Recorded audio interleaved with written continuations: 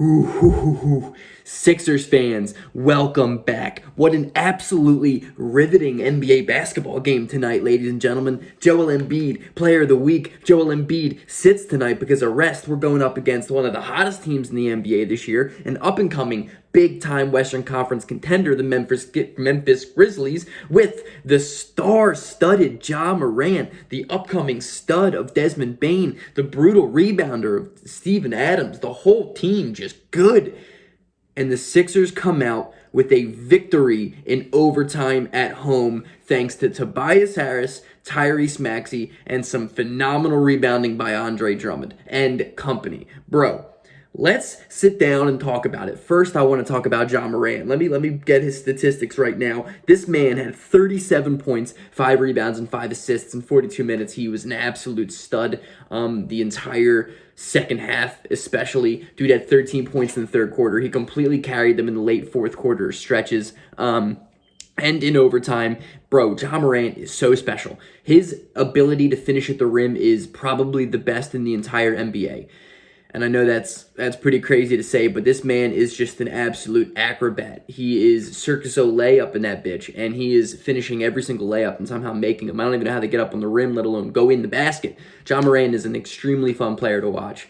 The Grizzlies are going to be really good for a really long time. Desmond Bane had 34 points and 8 rebounds. That man is an absolute sharpshooter, one of the biggest steals in the NBA draft of the last couple of seasons, without a doubt. He's averaging 18 a game for the season. Desmond Bane has been huge for the Memphis Grizzlies. I love those two. I love this Grizzlies team. I love what they bring. They have a lot of really good studs. Jaren Jackson Jr. is another one. He had 18 and 7.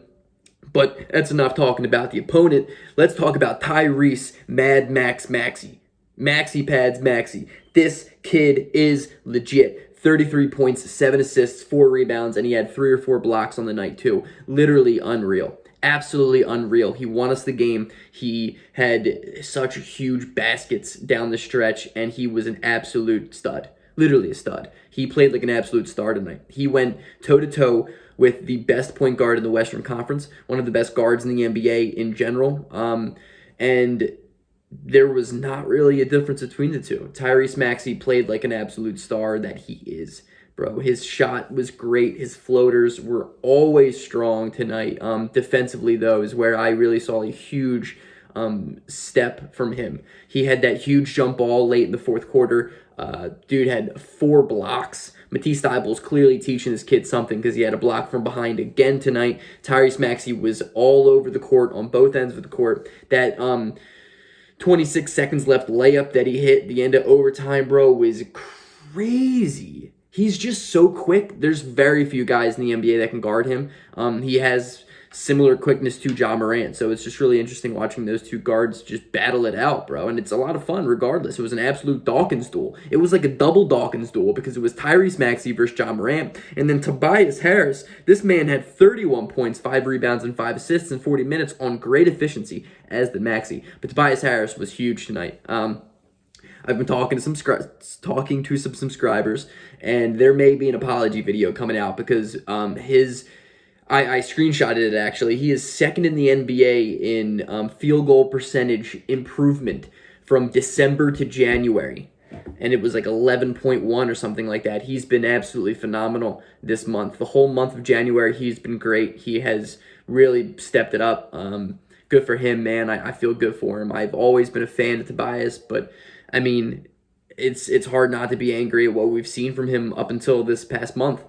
This past month, though, he has been huge. His efficiency has been great. He was a 50-40-80 guy in January, and he's been efficient. He's been averaging over 20 a game. He's been huge. He's been good. And nights like this, when you don't have your best player, Joel Embiid, you can't win if you don't have a guy who's making $180 million go out there and have the game that he had. But Tobias Harris had the game that we needed him to have. Tyrese Maxey had the game that we needed him to have, and that kid's 21 years old. It's incredible what this Sixers team did tonight because this is not a game that this team would ever win over the past couple of years. And yet tonight they came out to a really big early lead because offensively they were incredible. Defensively they had some really good stops. They were flying around. And though the Sixers turned the ball over 20 plus times tonight, they still got the job done. Danny Green hit a huge three in overtime. I did not think the Sixers were going to come out and pull this game out when they were down 4 in that overtime with a minute and a half, 2 minutes left. But then Danny Green hit that three, and it was a complete momentum changer. Andre Drummond had 24 rebounds, and some of the biggest offensive rebounds of the night came late, and they were extremely, extremely important. I obviously had to talk about my man Isaiah Joe. Had 10 points, whatever, but the dude hit 2 4-point plays. Come on now. Name the last time you saw a dude hit 2 4-point plays in an NBA game. I literally do not know. Somebody fact check that. Somebody Google it, because it's got to be a while ago. That man hit 2 4-point plays. That's unreal, dude. I love that kid. Absolutely love that kid to death. He had some bad turnovers, but he's a kid. And, yeah, what are you going to do? The Sixers looked like the Sixers. Good or bad, however you want to take that. But at the end of the day, we beat a really, really good Memphis Grizzlies team at home without the MVP in the NBA, without our best player, Joel Embiid. And, I mean, I'm absolutely ecstatic. I can't believe that the Sixers pulled that game out. I am extremely happy that it was such a core unit W. I mean, we had big-time contributions from guys that we needed late down the stretch. I know that Seth Curry wasn't really shooting it great on the night, but he hit a big three late in the game when we needed him. Danny Green hit a huge three. We're not winning that game without Danny Green hitting that three. And I really don't even like Danny Green, but he was a huge part to that win. Tyrese Maxey, again, he put the team on his back alongside Tobias Harris and just completely carried a team, and they beat a legitimate contending NBA team. And that shows so much of that kid. And it really gets you to think, maybe you just don't trade Maxey at all. I mean, if I'm Daryl Morey and I'm watching this game, what else do you need to see from Tyrese Maxey to say this kid has an even higher ceiling than I think we thought he had last year? And that says a lot, because I thought last year, I made a video early last year saying that Tyrese Maxey is going to be an all-star at some point in his career. And now I'm at the point where this dude could legitimately be a perennial all-star. And he's 21 years old doing this, that we sneakily